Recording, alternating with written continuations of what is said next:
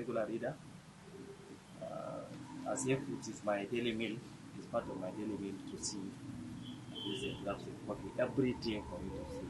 The news that I used to get from the Daily Trust means a lot to me personally, and I have already developed that interest.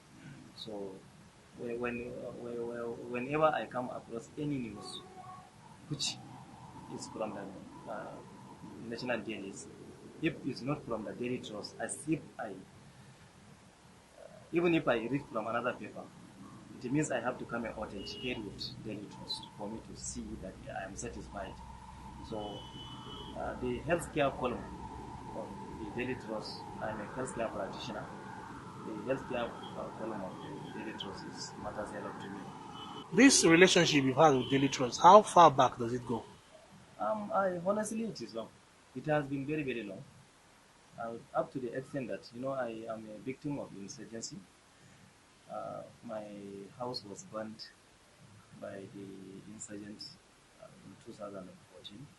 I could remember before that incident, I had a daily coffee of Daily Trust for well over 5 years. A daily coffee. Whenever I travel, I must make sure that I, I get that coffee and keep it. But incidentally, I lost. This is something which I feel very, very, very bad about it. Because it's something to me. I took my time to assemble it and it's gone. So you took your time to assemble that archive or library, your personal archive Yeah, of Daily Trust. yeah, Why? What did you want to do with it? What did you hope to gain by it and future by keeping that archive? yeah. One, I have, as I earlier mentioned, I have a belief that all the information I get from the Daily Trust is actually, it has already catch my mind. And, you know, being going by the paper's name is Daily Trust. So I am getting it daily, and whatever I get from that daily paper is trustworthy. So these are the two things that I marry together to make my judgment for me to get a copy every day, to satisfy my mind that I get a daily paper and it's a trustworthy information. That incident happened in 2014, Yeah. and you began building your archive of Daily Trust almost immediately. Yeah. When I missed that one, uh, those information, from that time, I was little bit frustrated about what actually happened. So I am surprised. I was living in my own personal house before.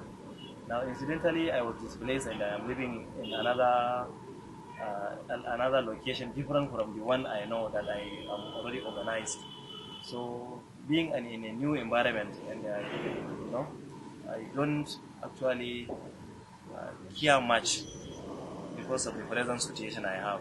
But I have several copies of the paper, but I did not take my time to arrange it as it were before when I was so comfortable. I have two members of my family who are who are picking up from me. One of I have my wife who is picking from me, and the daily copies after my hand, it's her hand. Whenever I come from duty, at least she would now assume that I have already gone through the paper, and she will also have her time to be passing through the pages every day. And I have one of my son, Abba. He's a student in the University of Maiduguri now. So he has already developed that culture. So whenever I come home, he will come down home and you see that at least he goes through the pages and see. Last night I was seeing him snapping using his handset. He's living in another place with me, but he takes his time to come to my house and go through the pages in the night, and some of the pages that he cannot read through while in my house, he will snap it and go along with it. At least for him to read it. So I am happy about that one because it will develop him.